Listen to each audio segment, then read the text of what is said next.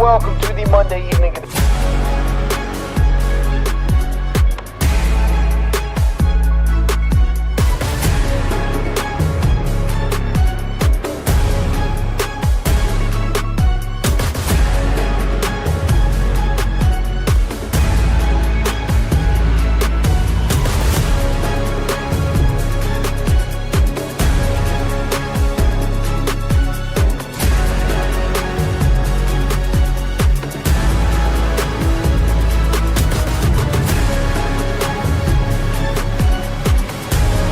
You love ball like I do. After Dark, it's a must listen. It's where I go to get my hoops fix. This is Field of 68 After Dark.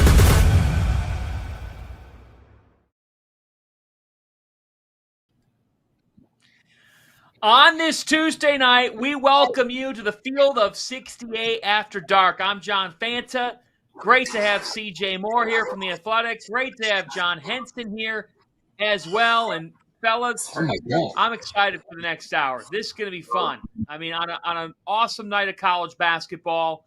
Just got back from Madison Square Garden. I am here to proclaim it. I am here to proclaim it to the skies. St. John's basketball is back. They are back. The Johnnies have won 15 of their last 16 games. First time you could say that since 1986. The Red Storm are 11-1. 11-1 in the Big East. They now have some cushion in this league. It's the first time St. John's is 11-1 in the league since 1985. That year, they reached the Final Four behind the late, great Lou Carnesecca. And tonight at the Garden, all you could think of was Louie and Rick Pitino and the Johnny's Magic. They haven't been this good, record-wise, since the days of Walter Berry, Chris Mullen, Mark Jackson, and a slew of others. 70-64, the Johnnies beat Marquette. It's a grinder of a game. It's a rock fight of a game. Wasn't the prettiest thing. But CJ Moore, there's 17,000 people at Madison Square Garden on a Tuesday night for a St. John's game. Rick Pitino has this team at 20-3 on the year. Their 3 losses have come by a combined 5 points. That's fewest in college basketball. What I saw tonight was electric and just a team that outwills you in the second half. Mm-hmm. What's your reaction? And did you think they'd be 20-3? I mean, I thought they'd be good. I don't know that anybody foresaw 20-3. You said it. They just wear you out. Like defensively, there is not a weak link. It doesn't feel like it is so hard to score against those guys. And there was a possession really late in the game where Marquette really needed a bucket, and they were scrambling all over the place. Richmond ends up blocking it at the shot clock buzzer, and they're just relentless on the defensive end. And they're old. They've got length. Those guys are so physical. They're hard to score against. I know they struggle offensively at times, but they're also Kadari Richmond is such a hard guard because he's just such a kind of a different player in that he can kill you in the mid range. He seems to be able to get to the bucket whenever he wants. He just they got that herky jerky game that is difficult to deal with, and I think they're getting better by the game. Like, not only do they have the record they have, but they seem to be getting better by the game as they gain confidence. So yeah, it's a special team that I think is entering kind of that upper echelon of college basketball, and we probably have to change the conversation with them as far as how we talk about them. All right, John, give me your take. I'm a defensive guy, so I love what I'm seeing out there. They've only allowed one team to score over a point per possession this whole season. That was Villanova. They hit 10 threes. And you almost have to look at them like, if they just hit a few threes or they can get the 3-ball going, this is really going to be tough to beat them. They've won 5 games, almost 6 tonight, shooting under 40%. So this is, the best defensive team by far in the Big East, and that is why they're sitting at 11-1, 20-3, and there's no other way around it. Kadari Richmond hit some timely, tough buckets, and the they could have been called fouls. Like, that's how physical he was when he made those shots. So, Rick Pitino is a Hall of Famer. He's a legend, as we all know. So he's got St. John's rocking. Madison Square Garden is rocking like back when I was in college, right? Like, national TV game on a Tuesday night. I love what's going on up there in Queens. Kadari Richmond I don't remember goes this for kind of hype. Yeah, go ahead. I don't remember this kind of hype since like the Felipe Lopez got to school days, right? Yeah. Like I don't Right. think St. John's has been like that hot a name since like that was going on. And man, what year was that? Was like late 90s, something like that. I mean, It's been a minute. Yeah. Right. Well, you think about it, they haven't won a Big East regular season crown. For as identifiable of a brand that they are with the Big East, they haven't won the conference since 1992. And you get chills when you say it because that was Lou Carnesecca's last year. And I know that we could talk all day about and we're going to get into how they play. But like I can't help but think back in 21, the year that John Thompson died, Georgetown won the Big East tournament. It was amazing. It was out of nowhere. Patrick Ewing had a really tough go, but you just felt like it was just magical. This feels magical because it is. They are finding ways to win games for a program that has found a lot of ways to lose over the last quarter century, that has missed on certain hires, that has had the brand, but then you walk into the restaurant and you're like, the food doesn't taste like it used to. It's getting to be that identity again. They play like a New York basketball team. It's not pretty. It's all gritty. They get up in you defensively from the tip.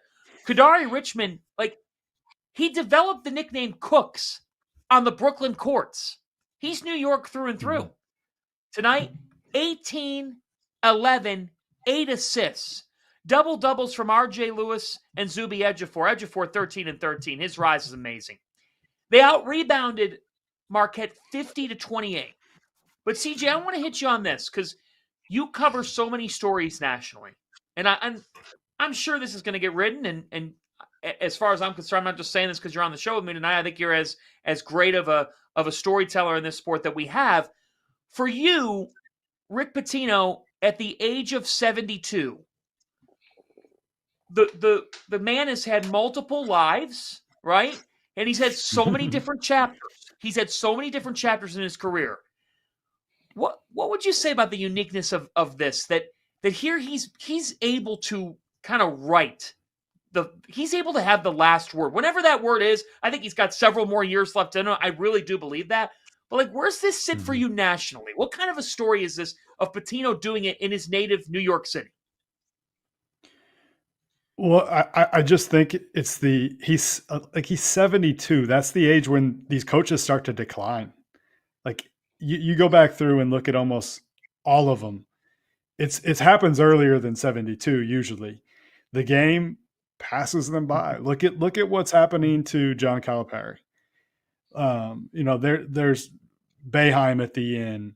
I grew up with Roy Williams basketball. I know, John, I know you love, I'm sure you love Roy, but even Roy, like at the end, I think he got out right at the right time.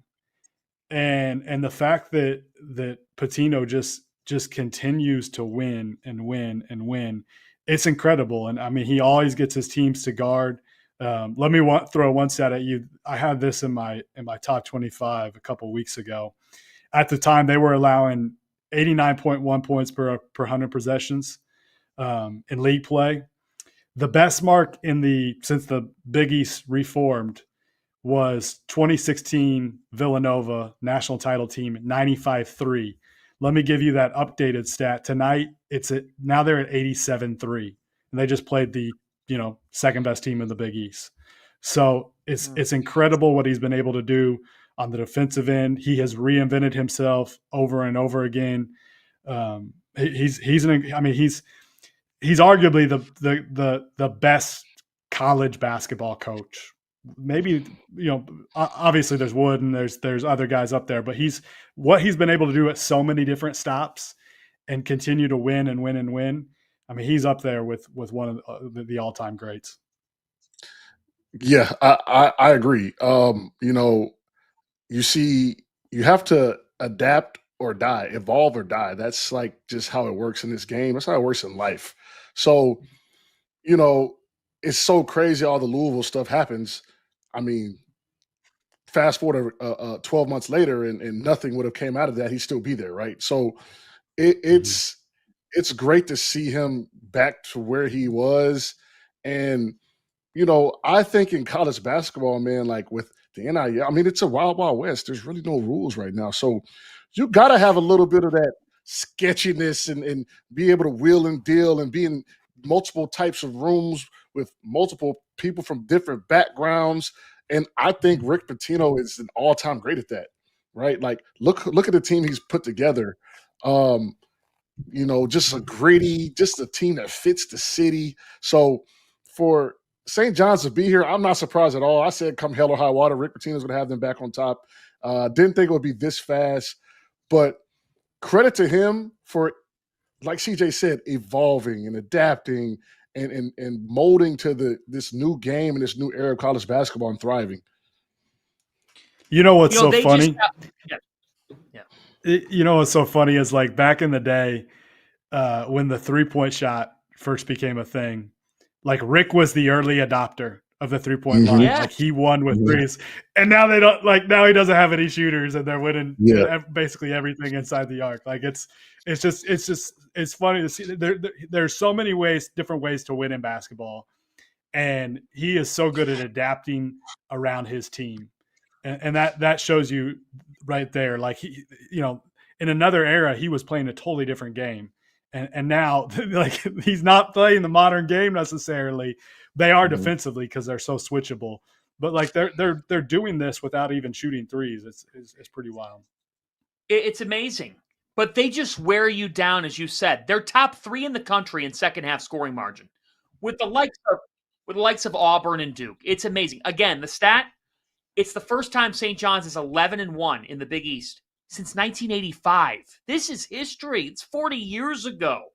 Rick Pitino and I caught up post-game at the Mecca. Rick, on March 21st, 2023, you said inside this building, it's not if, it's not when, it's going to happen at St. John's. How much was this night a testament of that statement? Yeah, I think the whole season, the crowds have been incredible. We've gone from like 8 to 12,000 to 15 to 16,000, happening a little quicker, but it's a total team effort by everybody at St. John's, from the president on down to everybody. I sort of give them a roadmap of what I think big-time basketball should look like, but all the people do the hard work to follow that roadmap. You got our AD, you got John Diffley, you got our sports information director. Everybody's on board. The fans are on board. I had to bring in Mickey Mantle from Louisville, Kenny Klein, to just get things in order. Mickey's going to leave us soon, but everything's going the way we'd hope it would go. You talked about how this team is so enjoyable to coach. They've got that playing hard in their DNA, game in and game out. When did you realize that this group had that level of an identity? Well, they didn't have it early on, and I just kept saying, will you stop worrying about things that you can't control, like missed shots, missed free throws? Just worry about defense and worry about the scouting report. Now, when you look at certain things, halftime, they're shooting 55% from the field, 50% from the three. You're shooting 30-something percent. You make 1 or 2 threes. You should be down 16 to 18 points. You're down 1. So the secret of our basketball team is paying attention to what you can control, pay no attention to the things you can't control. How much enjoyment are you taking coaching this group? Well, it's twofold answer. I'm having a great time because they give me everything they have. When they shoot the free throws and when they shoot from the field, I want to kill myself. Kadari Richmond, 18, 11, and 8 tonight.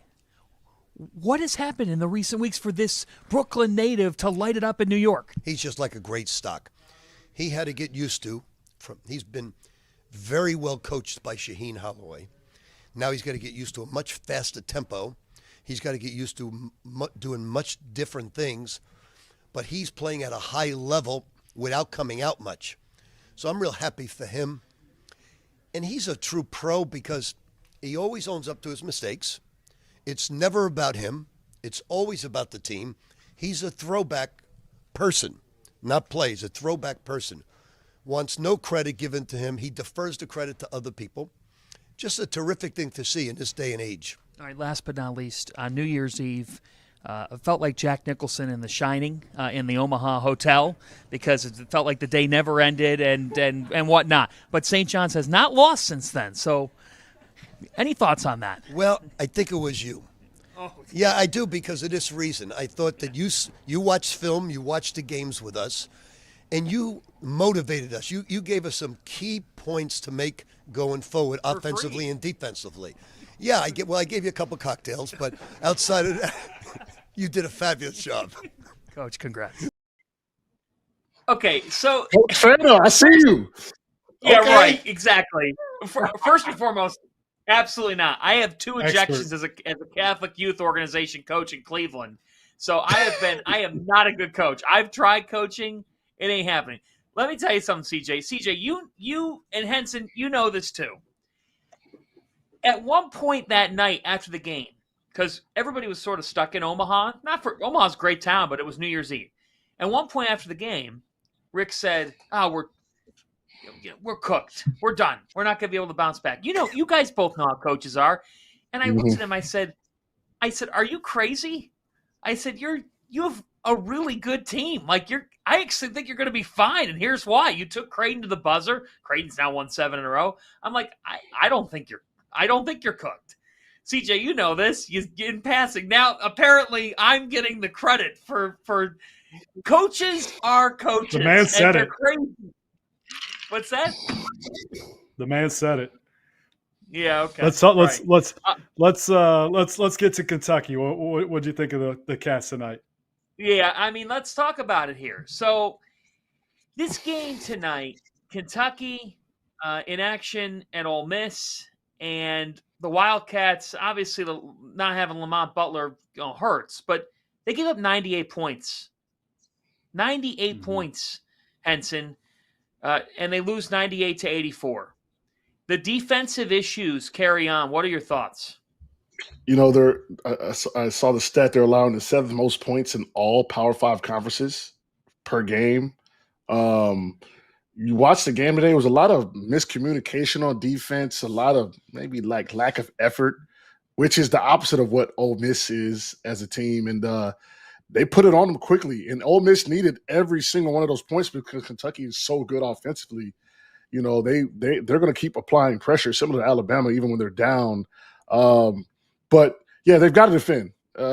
We don't see them as a defensive team, but letting Ole Miss score 100 points on you is just you can't let that happen. You're not going to win games. It's catching up to them on the road, especially. And tonight was just another example. And then they're missing their 2 primary ball handlers as well, so that's also an issue. From a standpoint defensively, the head of the snake, and offensively as well. But that's going to be the story for Kentucky. If you're going to defend, you'll be fine. If not, Ole Miss is going to be up by 20, and this game, respectfully to the score, it wasn't that close. Mr. Moore, what's wrong with Kentucky? I think people are just getting whatever they want offensively. Like Ole Miss, it wasn't hard for them to score tonight, and you don't feel Kentucky at all when you're on offense. Like you don't feel them defensively at all. And a big part of it is obviously, Lamont Butler, he is their most important player.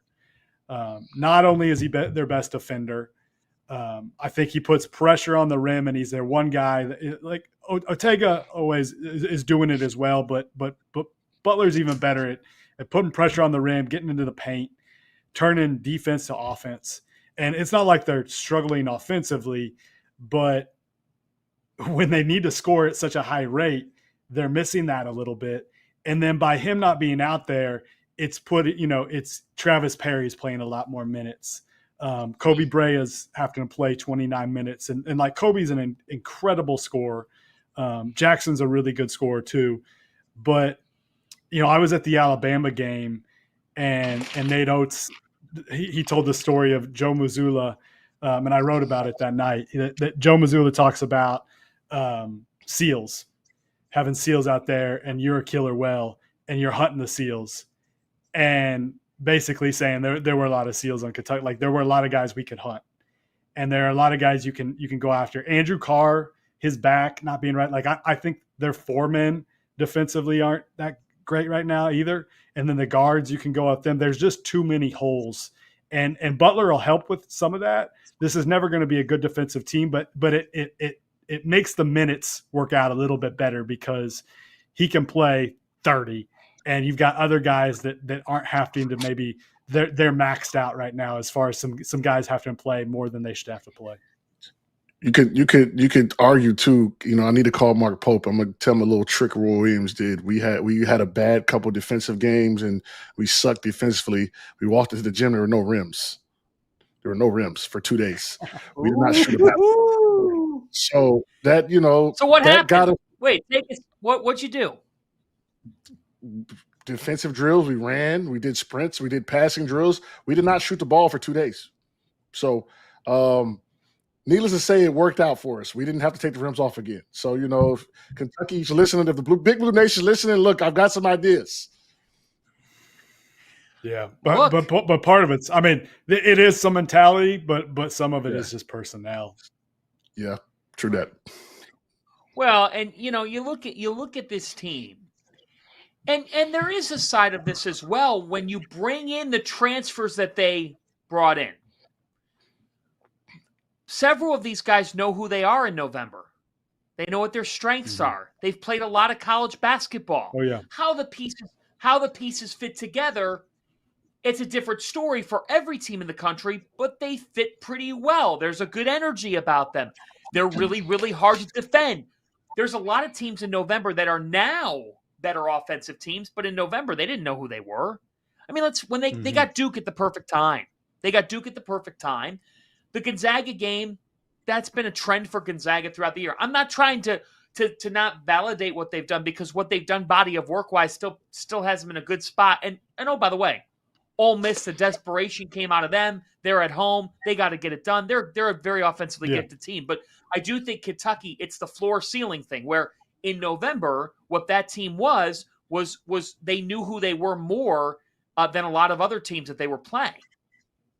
Yeah, and from being as I played at a high level, defense is the hardest thing to get on the same page with. Offense is fine, right? Like it's fun, but defense is the thing that you have to be most connected on. And this is kind of the NIL era, right? Like, yeah, we talk so much about how these 10 guys have came together and look so good, like, but also when shit goes bad, it's very easy to let go of the rope. When I haven't built a bond and a relationship with these team and this coaching staff, and you're kind of seeing. With Kentucky, like CJ said, it looked easy. They were shooting threes. They were running up and down the court, yelling and screaming. Ole Miss is not an offensive juggernaut by any stretch of imagination.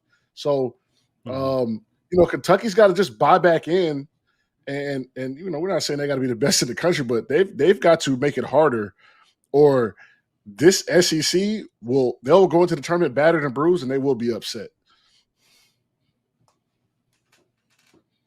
CJ, where does Kentucky go from here? Do you think that this can still get salvaged? Do you think that this still can be a team that's making the second weekend of the NCAA tournament? I think a lot of it comes down to health, and they do have some pockets of the schedule that allow for, they are playing South Carolina next at home. Like that has to be a get right game. Then they host Tennessee. That's tough, but that's one that they could probably win. And they got Texas and Vanderbilt after that. Like they do have a winnable stretch coming up here where they should theoretically take at least 3 or 4. And then you're feeling a little bit better about themselves. But I said it on a show one or two ago, a week or two ago, that like I had a coach tell me really early on in the SEC season that if you told Mark Pope 500 in the SEC, I bet he would take it. And that just might be kind of what they are in this like juggernaut of a league. And the fact that they put this team together so quickly, and there aren't like this roster isn't littered with pros. Like, they're a good college roster, but it's not like they're going to overwhelm you with talent. Like, I think Mark's done a good job. You made a great point, Fanta, that they did come together really quickly, and like everybody kind of bought into their roles really quickly. And I thought that was impressive. Now, this is the first time they're really, really going through it adversity wise. Let's see how they respond. But I think if you can get Lamont Butler back out there, like, he's your heartbeat. That's the biggest thing that needs to happen is they got to get him back, because he's their most important guy. And when you take anybody's best player off the team, I mean, things like this could happen. So I think, the story for them has been that maybe there isn't like a best player on the team, but I think he's definitely the most important guy. Coming up next, we go around the Big Ten. In Madison, Indiana in action against number 21, Wisconsin. The Hoosiers in desperation mode. What happened out there? Plus, just how damn good is Braden Smith? We're going to break down just how special he and the Purdue Boilermakers are, and what's possible for Purdue, who's ranked 7th in the country. All that and more coming up on After Dark. If you haven't heard by now, we have partnered with BetMGM for the season. We'll be using BetMGM lines to make all of our picks, and we'll have special offers for the listeners and the viewers. Download the BetMGM app and sign up using the bonus code FIELD. Deposit at least $10 and place your first wager on any game, and you'll receive up to $1,500 in bonus bets. Go download the BetMGM app and use the code FIELD today. Now that the college basketball season is in full swing, you need to make sure that you have access to the best betting tool on the market, the Rhythm app. Spelled RITHMM, is a data-backed app that uses AI and analytics to identify inefficiencies in betting lines and the player prop market that will allow you, the user, to profit. You can create customized, analytics-driven betting models tailored to your personal preferences as a bettor. Users have access to up-to-the-second against the spread data. And if you're like me and you understand pictures better than numbers on a screen, Rhythm's internal trend analysis provides you with the kind of graphs that will allow you to evaluate past results and project future performance in a visual way. Every Division I college basketball team is included in Rhythm's metrics. Free subscribers to the Field of 68 Daily will get 25% off for a Rhythm subscription. Use the QR code on the screen to sign up or download at the link in the description. Welcome back to Field 68 After Dark. John Fanta, CJ Moore, John Henson with you. Let's go to the Big Ten. Go to Madison tonight. Indiana enters the evening at 14-8 at 5-6 in the Big Ten. They're at Wisconsin.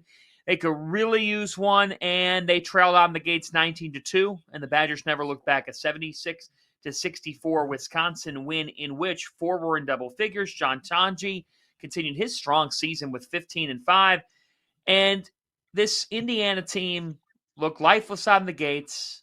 They fall to 5-7 in the Big Ten, and CJ Moore, the cloud is hanging.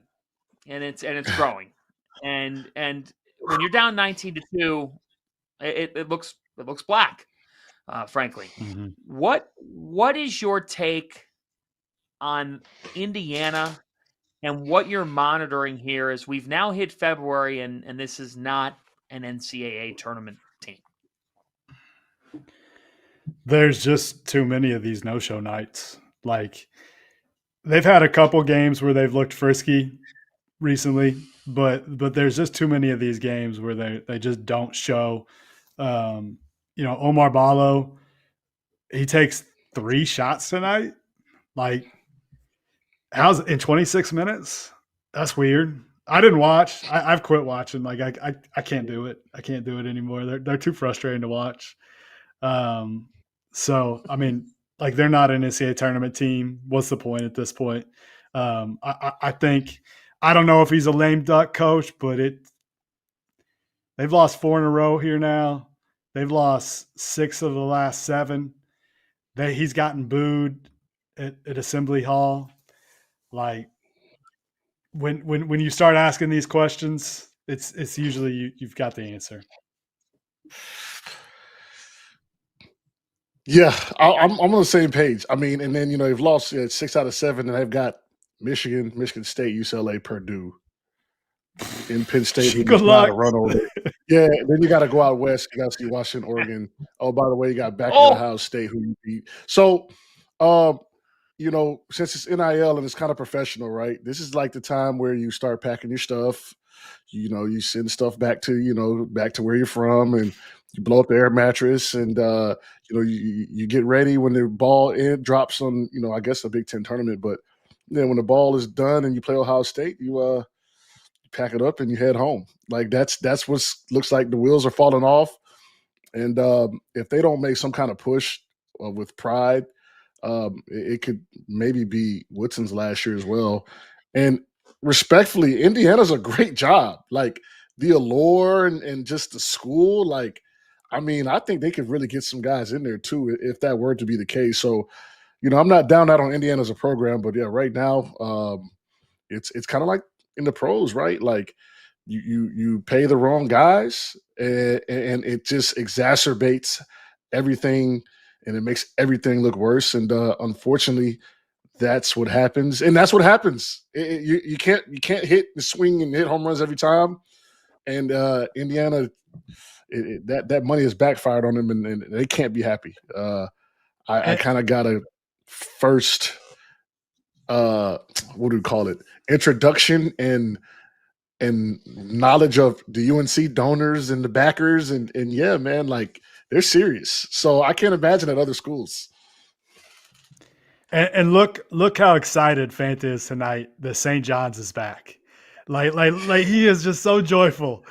I mean, the sport is more fun when Indiana's good, right? Like absolutely it is. Go pants. Absolutely it is.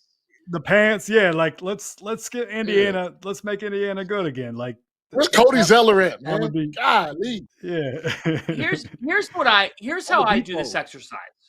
So I used to, and still have a couple of these in me the rest of the season, but go on the big rant about why things aren't the way that they should be. But I'm going to try this exercise here. All right, I'm going to simplify it. If you said, "Hey, Mike, Mike Woodson, let's have a seat. Let's talk."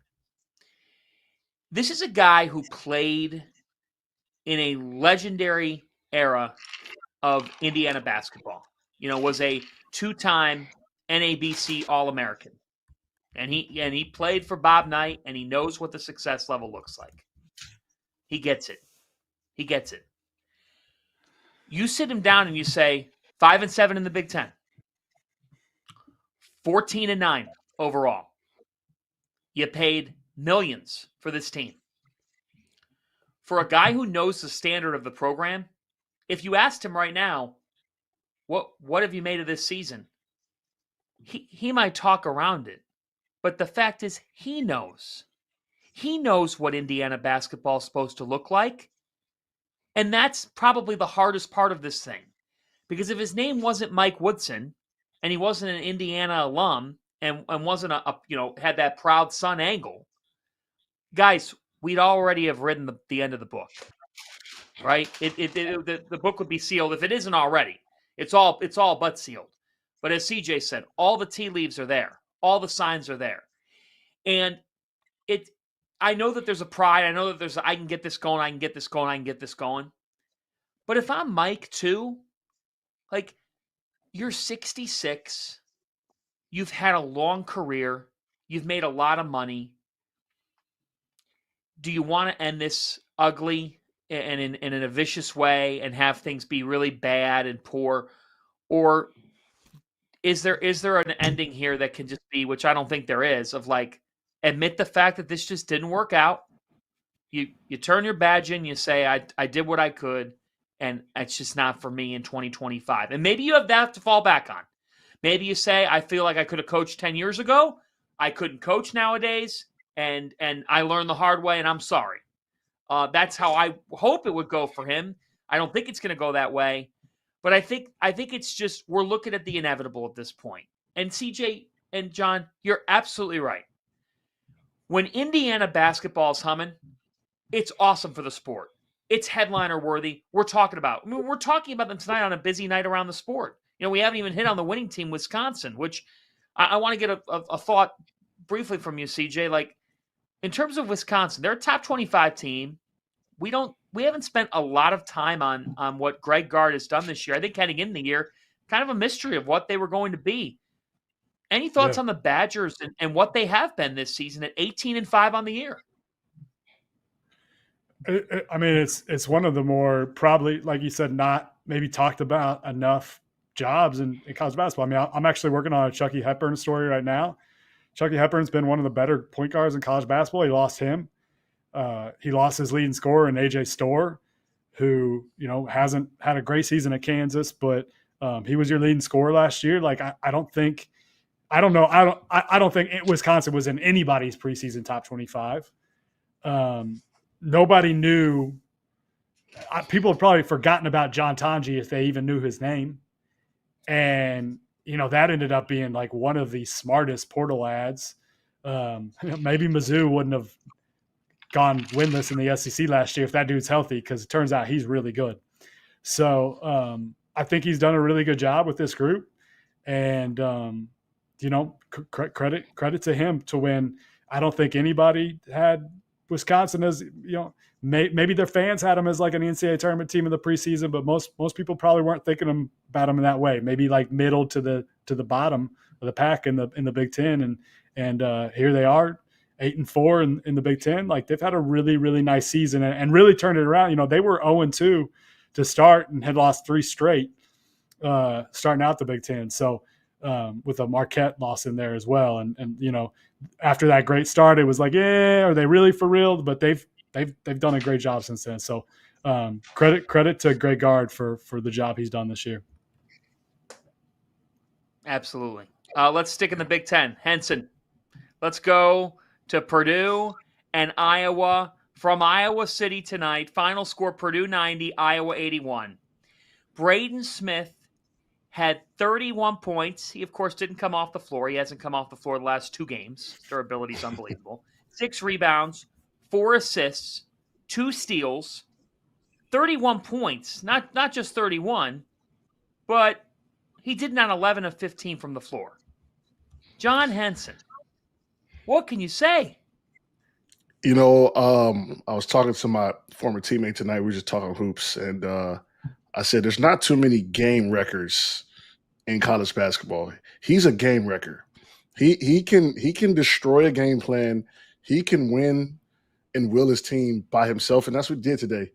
Iowa kind of hung around, and then he just went nuclear, started hitting threes, getting in the lane. I mean, it was a fire to him that just, willed this team to win. And, he's one of the more, not talked about players, but I mean, he's first team all Big Ten right now. Maybe, potential All-American. First team All-American. Team All-American, like lock. Like exactly. He'd have to fall off way off to not be a first team All-American. Exactly. I would name him national. If Cooper Flag and Janai Broome, if you took them out of college basketball, I'd put Braden Smith as my player of the year right now. Yeah, he's past Cam Jones. Exactly. So that's what I saw today. Credit to, it's tough to get a road win. Like I said, he just willed him. I mean, he's got big kahunas and he plays that way as well. Special. I mean, CJ, it's just remarkable. What I think the biggest thing for me, CJ, is I thought Purdue would be a top 20, top 25 team. I thought they'd be like what Wisconsin is right now. Hovering. Nothing wrong with that. You're a good team. You got a shot to make the second weekend, then you see what the bracket is. They are a top 10 team in America. When you look at it, they're overly battle tested. I mean, their net is 10. They have 6 quad 1 wins. They're 6-0 against quad 2. This is amazing what Matt Painter has done after losing an absolute unicorn. He's one of the best coaches in the sport. No transfers. He does it his way. Braden Smith was a 3-star kid. It's like Zach Edey was ranked number 400 in the country. Like he trusts his evaluation skills, and he develops and he runs beautiful stuff. Like he's one of the best coaches in the sport, and they're a blast to watch. I freaking love Braden Smith. He like Henson said, he can kill you with his scoring. He can kill you with his passing. and just a freaking competitor. A dude too that like he's keeping the receipts, I'm sure, of everything that anybody's ever said about him. Like he's just one of those dudes. It's just like he's going to find a way for the fire to burn every single night, no matter who they're playing. Like he's going to be ready to go, and he's going to something's going to piss him off. That like, okay, I'm all right now. It's my time. And he's an awesome player. Like such a treat. And I hope we get him back next year. Like the fact that he's only 5'11" maybe. He is. I will tell NBA people, listen up. That dude's got a long wingspan. He's got arms like he's 6'3".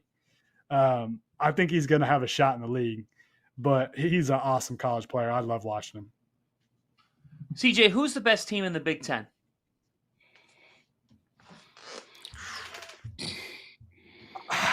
I think I think the answer you would think is Purdue. I also am. I like Michigan. Like has one of the higher ceilings, I think, because of that front court. And I've been high on them all year, but man, they turn the ball over just so much. But UCLA coming, like UCLA is coming, and they let's look over here now. It's 54-49. They're up 5. They've looked really, really good lately. I think you got to start talking about them in the conversation as one of those teams. But I mean, just what Purdue has done and the consistency, like they're about to be tied here. That Purdue tonight, if Michigan State goes on to lose this game, will be sitting atop the league standings by themselves because Michigan State's played one less game. So yes, they have. I think Purdue's the answer, but like if you're just power ranking them on like if they go play a tournament tomorrow, I might take UCLA. Wow, fascinating. It could be another magical Mick Cronin run. After nobody's had more of a roller coaster ride than Mick Cronin this season in college basketball. I mean, seriously, that man has been all time low, all time. Now he's back up. Here we go. Up next, we're going to go down to Lubbock, where I think the 13th ranked team in the country might be underrated at 13. Yeah, we're going to talk Texas Tech up next. By the way, we love After Dark for wild games. Clemson and Georgia Tech just went to triple overtime, tied at 77 in the ACC. Wow. After Dark is live. We're wild, and we're going to the Big 12 up next.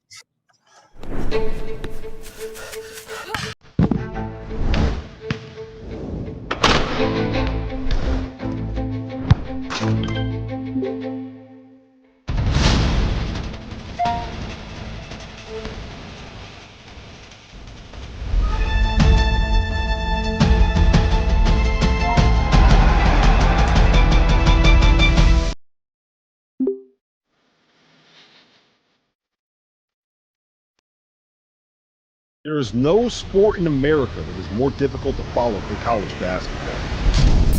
It can be overwhelming.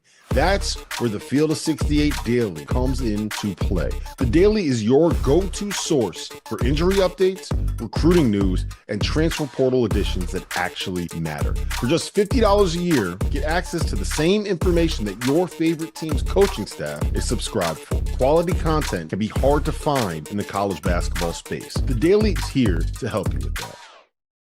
Would you be surprised to find out that the Field of 68 is home to more than 35 podcasts? More than 25 team-specific podcasts that are hosted by the people that know what fans want the most. The Goodman and Hummel podcast, the DTF podcast, the A10 Insider podcast, and the Mountain West podcast. But wait, there's even more. The Field of 68 will be launching the ACC Insider podcast this year. Subscribe to this channel and come along for the ride. Giddy up. Let's talk Texas Tech, those Red Raiders. Welcome back to Field 68 After Dark. John Fanta, John Henson, CJ Moore with you on a Tuesday night. I'll tell you what, wreck 'em.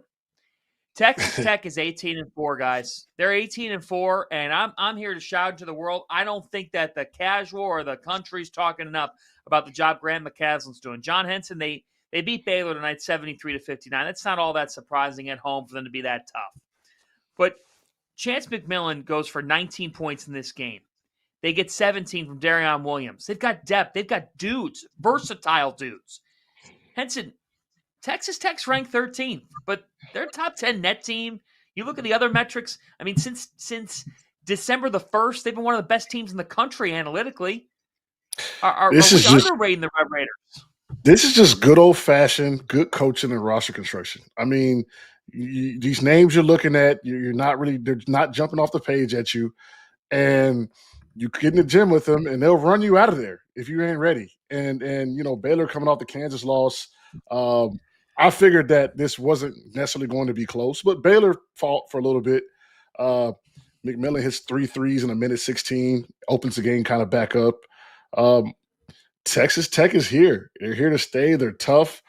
We've talked about them over the years, right? They've made little runs and started with Culver, and they've kind of been a program on the rise. And maybe they've turned the corner this year. I mean, they have turned the corner this year. So hopefully they can be consistent down the stretch. But man, like in 2 weeks, we could be talking about this team as like the best team potentially in the Big 12. I mean, making a tournament run, and getting, Sweet 16 or even more.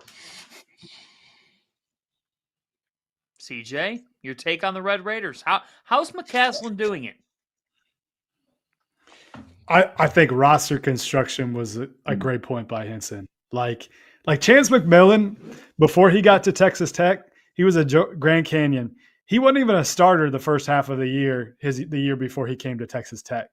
Like some of the evaluations they've had of guys like JT Toppin, like that wasn't a hard one. I think everybody knew he was going to be pretty good at the high major level. But even Darion Williams, like he was the freshman of the year in the Mountain West. They've gotten 2 straight freshmen of the year out of the Mountain West. I think they've gone after the right dudes and guys that kind of fit how Grant wants to play. Credit to Grant for going out and getting Jeff Linder from Wyoming to run his offense, reuniting with Linder. Linder used to be his assistant back in his JUCO days. He builds good staffs. He's done a good job of got Luke Barnwell from Sunrise Academy, who I think has even helped him in recruiting as well. And they've just he puts together a good staff. He puts together good teams. And man, that dude is like I love that the country got to see on Saturday like how fiery he is, because I went there last year in the preseason to do a story on Grant. And like I'd been friendly with Grant and talked to him on the phone a lot through the years and done a lot of Baylor stuff. You don't realize how fiery he is till you get in his gym. Like that dude runs hot and he gets after it. Like that scene right after he got kicked out where he went up and was hitting everybody in the chest. Like that is Grant. That is him. That wasn't fake. Like that is him every single day. So he gets his dudes to play hard. They play really fun basketball, and man, Chance McMillan's on one right now. Like he is one of the most fun guys to watch in the country right now, because he is feeling it. That Houston game gave him all the confidence in the world. I mean, you don't cook Houston dudes. Like you don't. I had it in my top. Go read my top 25 this week. Like they don't get beat in isolation, and Chance did that in that overtime of that game and throughout that game, and like. You could see that carrying over to today. And it's kind of like St. John's, where like that snowball is rolling down the hill and they are getting confidence by the game. And I'm glad to see it because I had them in the preseason, and it's like, I think maybe 16, 17. I was high on them, and I'm feeling pretty good about that prediction, because I was a little worried after St. Joe's, back in I think it was November when they lost to St. Joe's, who's a talented team, but obviously hasn't done too well since then. So they're putting it together. Well, think about this. Chance McMillan 3 years ago was averaging 5 points per game and 17 minutes per game.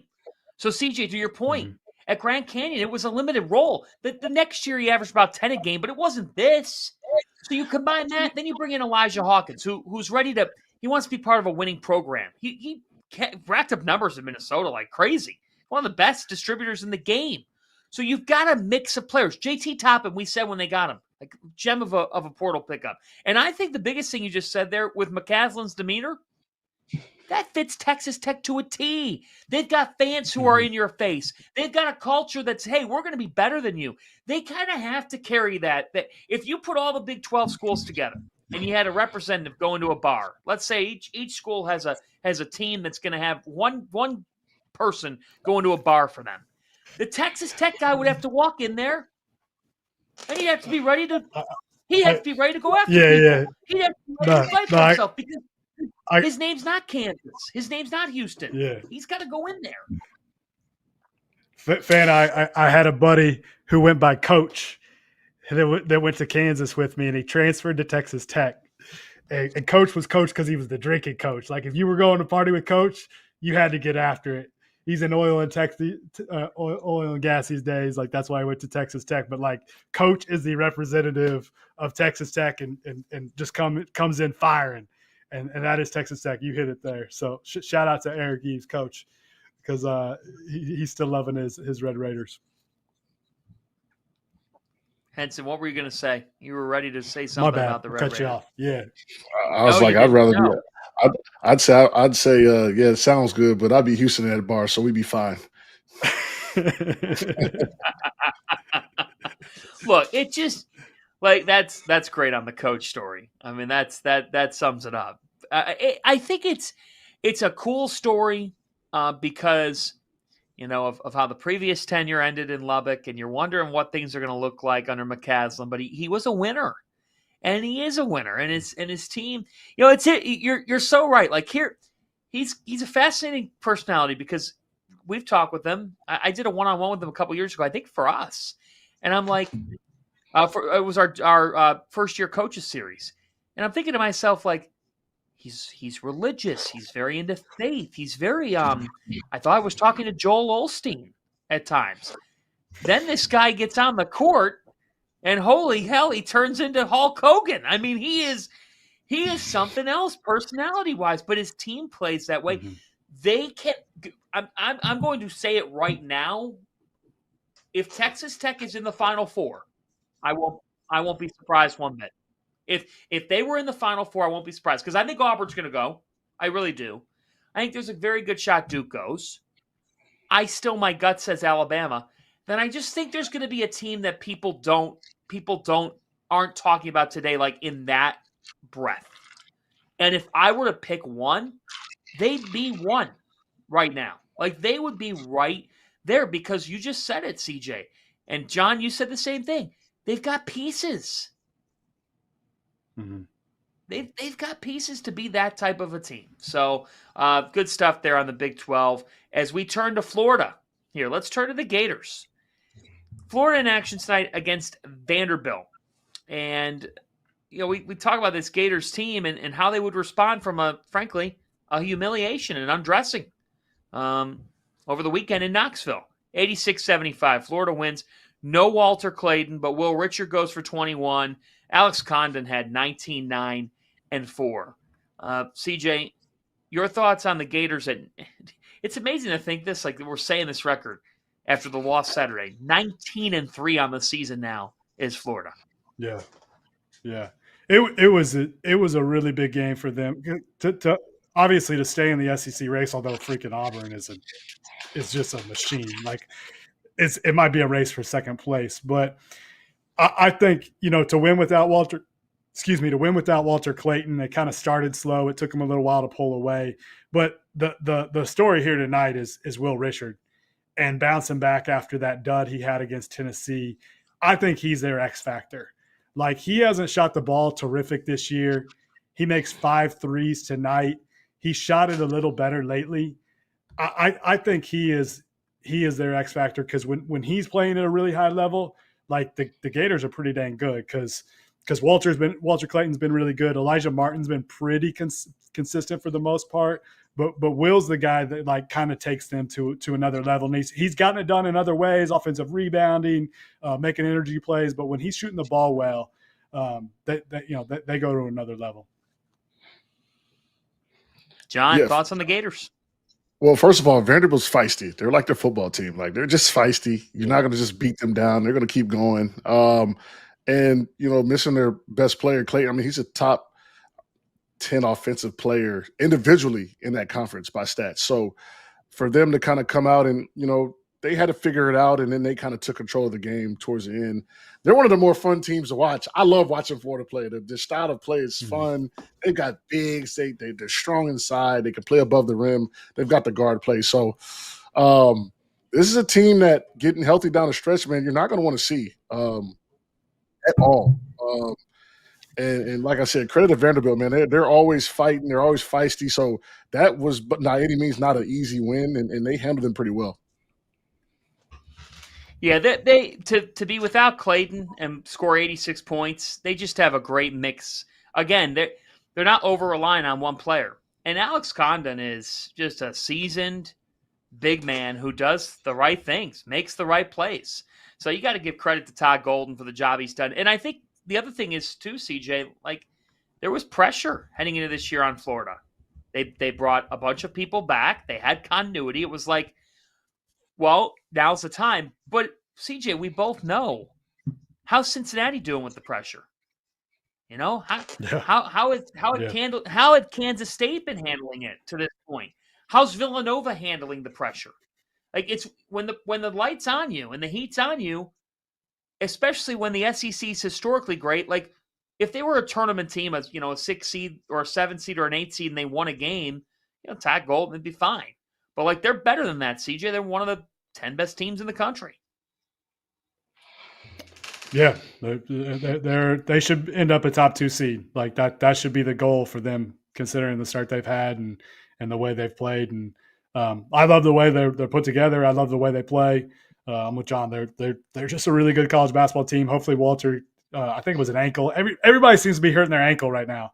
Like I feel like in the last 2 weeks we've had so many freaking ankle injuries. Everybody tape up. End's coming. Like get those ankles strong. So we better do some cheers though. Yeah, do some Henson, cheers, what do you right? got? We I can do some quick don't even cheers have. here. To be honest, I'm caught off guard. I'm gonna go. I'm ready. Go ahead. You want me to take it? Yeah, Take quickly. it. Quickly. Right. Yeah, good thing.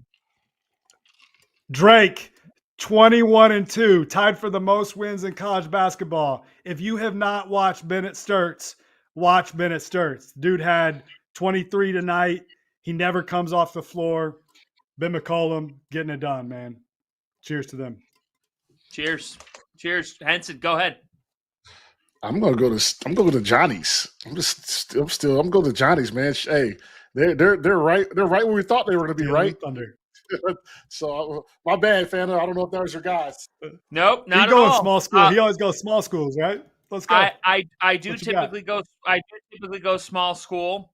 And as I survey here and scan, I'm going to go with the Akron Zips. I really like Coach Gross's team. They're 17-5 on the year.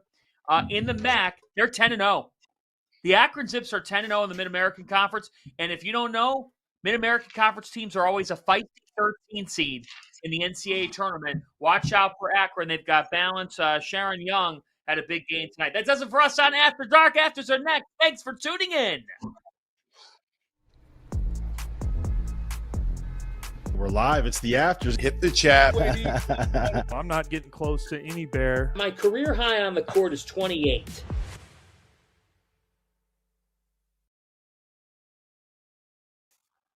It's the afters.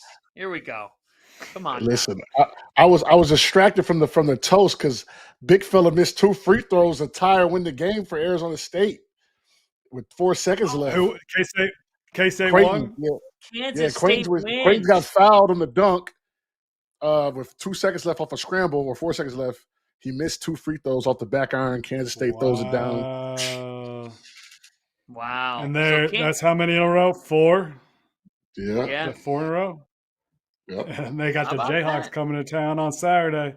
Man, I'm not going, but maybe I need to get in my car and get over to Manhattan. You might need to, man. Look, I need to. Look, they were double teaming Coleman Hawkins. They were double teaming Coleman Hawkins. I mean, I don't know about that, but hey. That's I'll tell you what though, that's interesting because the Big 12, you're gonna have your chances, and you just said it. They've won 4 in a row, and it seems like they've figured some things out. Max Jones tonight went for 15. When Brendan Hawson starts to cook from downtown, I mean that changes things. Look, don't necessarily right off that season They've there. started- Don't They've started guarding too. They've really defensively. The effort just wasn't there before, and like they've got what are they in defense in the Big 12 so far? Like they haven't been good defensively for the year, but like that Iowa State game, they were really guarding. I think that's part of the thing. They fixed their defense, and they're built kind of like they were his first year, where like the top two dudes got to be studs. And the fact that Doug and Coleman Hawkins are playing better, like that's been big. So, and David Gasson, David Gasson had 22 and 8. That dude's a winner. Like that he's their rock. But those other two got to be good for them to be great. But let's see, they're at 11 and 11. They probably got to get to what 19 wins. Yeah, they're going to have to keep record. They're going to have to really at go least on that. But their next two are at home to Kansas and at home to Arizona. You never know. They're not dead yet. Yeah. They're not dead. And the schedule is actually not that daunting. It's not that daunting. No, it's like not. They've got Kansas and Arizona, but everything else isn't too crazy. And they get Iowa State again. If they can beat Kansas, if they can win 2 of 3 of Kansas, Arizona, Iowa State, and like just beat up on all those lesser, like those bottom tier teams, they'd have a case. 68 teams got to make it. Yeah, well said. That's and our feeling the 68 is every Monday and Friday. The guys do a great job.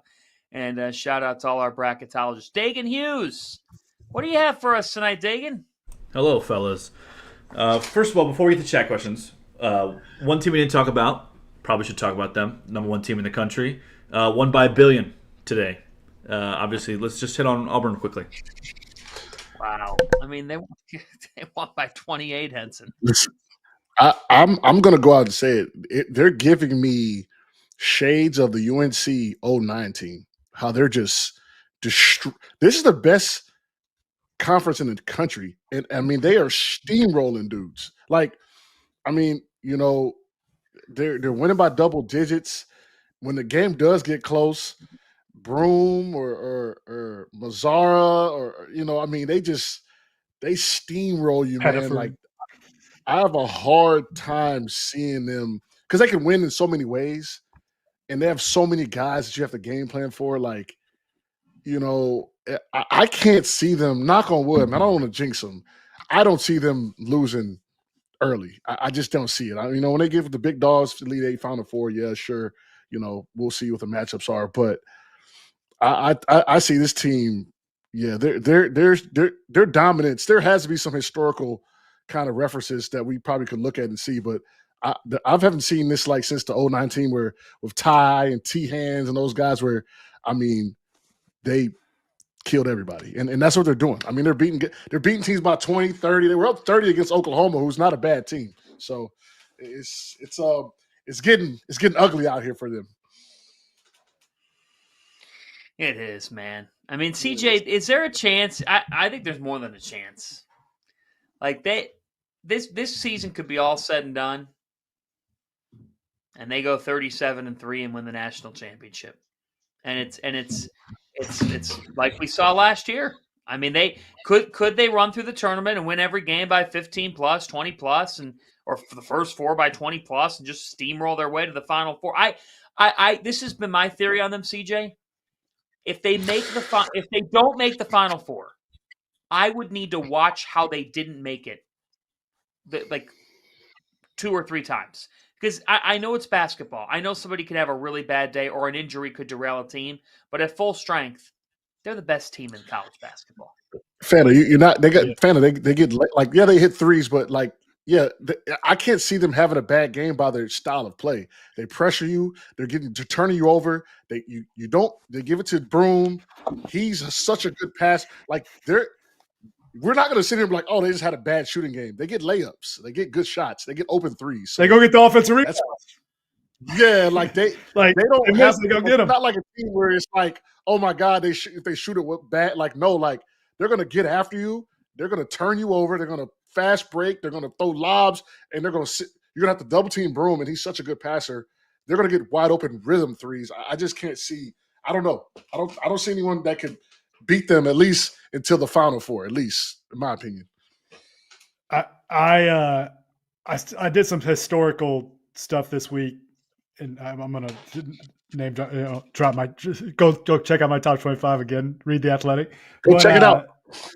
It's the SEC right now at KenPom is the best conference in that database by the way Ken measures it of dating back to 1997. Any conference, best conference, right, ever. Any conference, yeah. and they're undefeated. And I went back through and looked at the teams that have had this start in like conferences that are close as far as by the metrics. And there are teams that end up losing early just because it happens. Like the one that comes to mind is 2010 Kansas, who was Sharon Collins, the Morris twins, Cole Aldridge.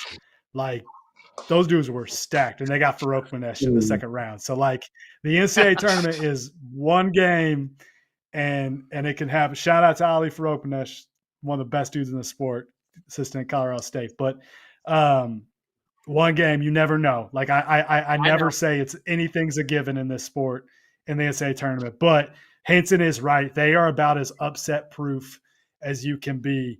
And man, they're just a machine. They just keep winning these games. Like you say, 37-3. Who else going to beat them? Like honestly, the way they're playing. Yeah. I mean, in the SEC, they're going to drop some games, right? But still, they are just playing at such a high level. It's pretty wild. All right, Dagan, go ahead. What else you got? I'll hop back in here. We had a question in the chat about this, and we'll piggyback off this game. Our friend Solo Tigre in the chat wants to know: Can Florida even hang Solo Tiger with Auburn? Can they even hang with Auburn on Saturday without Clayton? Ooh, UCLA about to win it. I was afraid I jinxed him. We got Michigan State last shot. The game is in the jungle. It's at Auburn. No Clayton. It ain't happening, man. I'm sorry. I can't. I'm not going against this team at home right now. I mean, in Florida, without Clayton, they just lack that. That's lacking a big-time scorer and an All-American caliber player. So, I mean, we'll see, but I don't see it. I don't think so. He could maybe play. Like, is he don't have him for sure? Did he say tonight? Yeah, no, nobody's wrong. But the question was if they don't have him, would if they don't. I mean, yeah. But at Auburn, yeah, I don't see it happening. I ain't trusting a gator in the jungle, just like I ain't trusting a tiger in the swamp. There's no way. There's no way. Good line, Henson. You're always so when they go.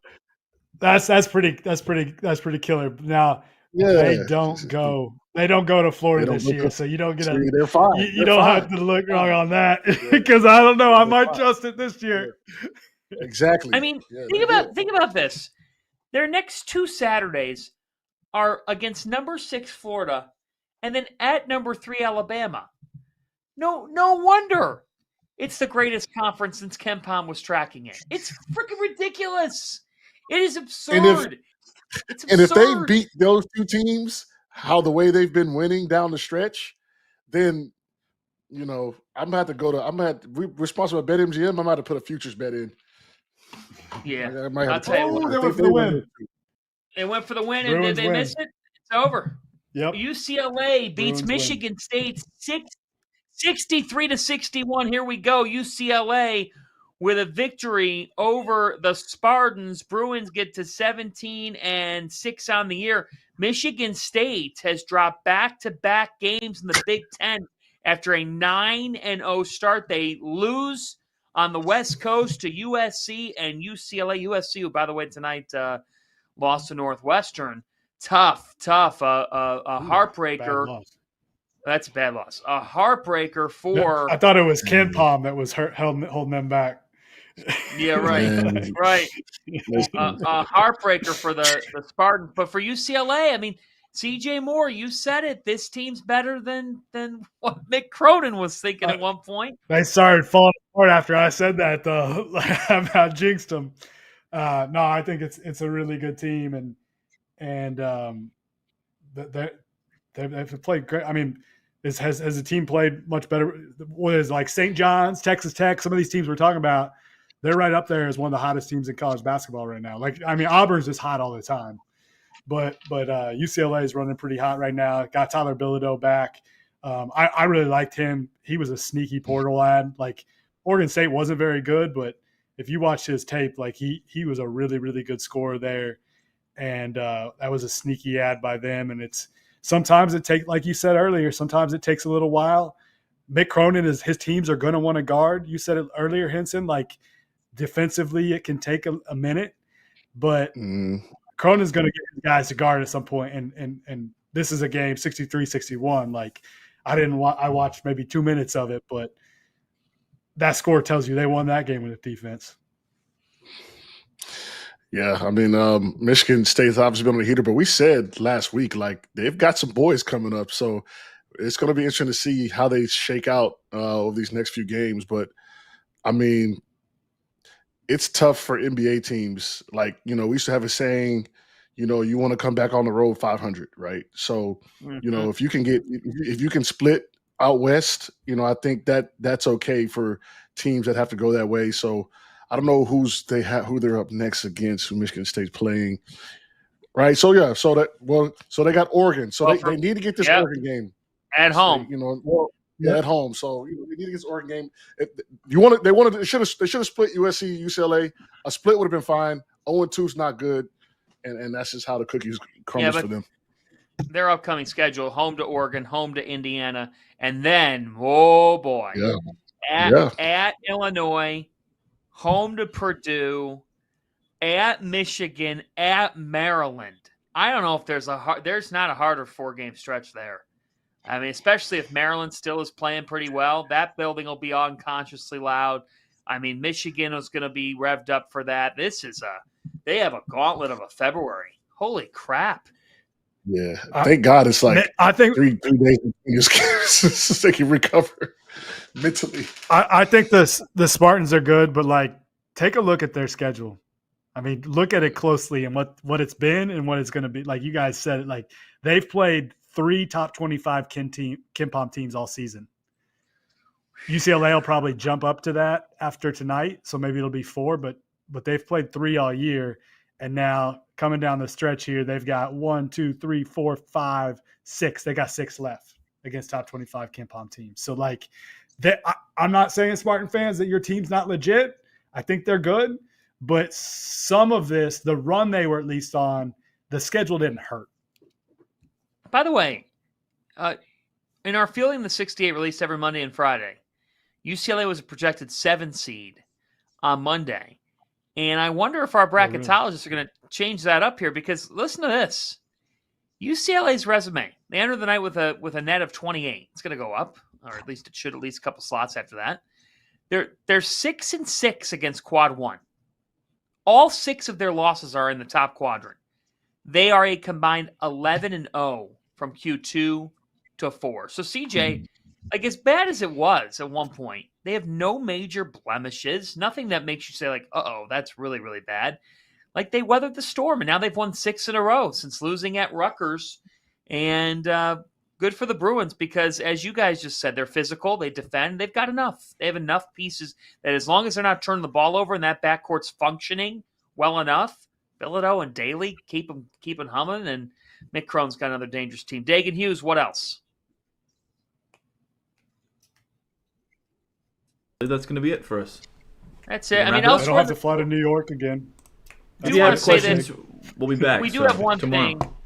We do have one thing here. Xavier beat Georgetown tonight in a game that Xavier had to win. Xavier's on the bubble. After the game, Micah Peavy is getting into it with a fan, and things were broken up quickly. It didn't end up resulting in anything more. The latest that we've got, a fan in the front row barking at Peavy all game. He reacted at the end, and had Cooley and his staff try to help break that up. Cooley releases a statement after the game. He's just released a statement. An opposing team fan was verbally attacking one of my players. While nothing physical happened, I will always protect my players if they are threatened. I have nothing but respect for Xavier and his fan base.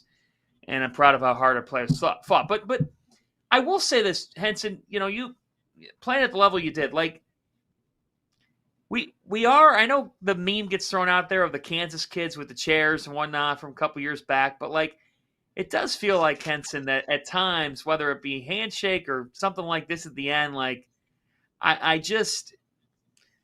won't be surprised if before the end of the season we see another one of those just types of ridiculous incidents because of how wild fans can be at some of these games now. Yeah, especially with the sports betting, I've heard crazy stories about fans saying things. It's a highly emotional game, and that's just how the ball rolls, man. You lost a game, the fans talking crazy, and you're going to get these little skirmishes, and nothing was done, physically. It's a little dust up. It's always good for the sport, a little dust up. You know what I mean? And Coach Cooley came out with a statement, which is rightfully what he did, so he could set the record straight, and we move on. But I always tell people, like, we're human, man. Like, we're human. We deal with the same problems as other people, as athletes. We just have to play a game that's in a public forum, and sometimes it spills over to the court, and sometimes it spills off the court. So, fans got to be aware of that. You catch a guy on the wrong day, just like if you catch a guy on the wrong day in the street, it's going to be a long day for you. So, choose your words wisely. And we live in a time where, like, people think they can say and do whatever they want. I mean, social media is part of it. Like, you got the Twitter tough guys, and but it's like translating to real life. That's what sucks. Is like people are just like the internet mean is come to real life, and you see more of that in it. And I hate seeing it at sporting events. Like, I kind of wrote about it last night at the Kansas game when people are chanting that they want Floyd Badunga, over KJ Adams. Like, come on, like, why are you doing that to that kid? So, like, this is another level of it, saying something to a player, like, attacking them. But, like, I know this has been happening forever, but I think it's going to another level. And the gambling component of it is a great point, because that's sometimes make it. I was walking into the Allen Fieldhouse last night, behind two students who were talking about the bets they put in that night. Yeah. Like, and if those bets aren't hitting, like if the overs aren't hitting, they're probably going to be pissed off at the kid who's not getting their over. I knew it was real when I went to a UFC fight, Adesanya, and I was sitting in the back, and the whole, everyone in front of you had the FanDuel screens up, like every seat. So it's a real thing, man. But also, that's just being a public figure, having the privilege to perform in front of millions of people. You also have to take what comes with it, and that's just how it is, man. Like, I think a lot of stuff gets addressed that doesn't even need to be addressed these days, right? Like, when I was playing and someone was talking shit, you just didn't say anything. You just went on with your day, right? Like, you didn't have to, like, come out statements. And, on the podcast today with Theo Pinson and Ray Felton, they went at Elliot Cadeau, and, there was some drama around the situation with that. When, like, reality, like, nah, like, you know what? Take that criticism and digest it and move on. Like, we don't have to, so that's just my. Well, okay, I'm going to ask you one final question, then we're wrapping up. This is the last thing I'm going to ask you, and then we're done. I had a question come in late from a guy named Bobby near the Philadelphia area. He's a huge Eagle fan. Yeah. Okay, gotcha. And the question is, John, Mick Cronin. Yeah, there it is. There it is. Okay. She's John, Dagan Hughes now hates CJ Moore. Okay. The question is, Henson, Mick Cronin and UCLA have reeled off 6 in a row. And 6 games ago, Mick Cronin called his team soft, said his staff is not good. He went off on his team.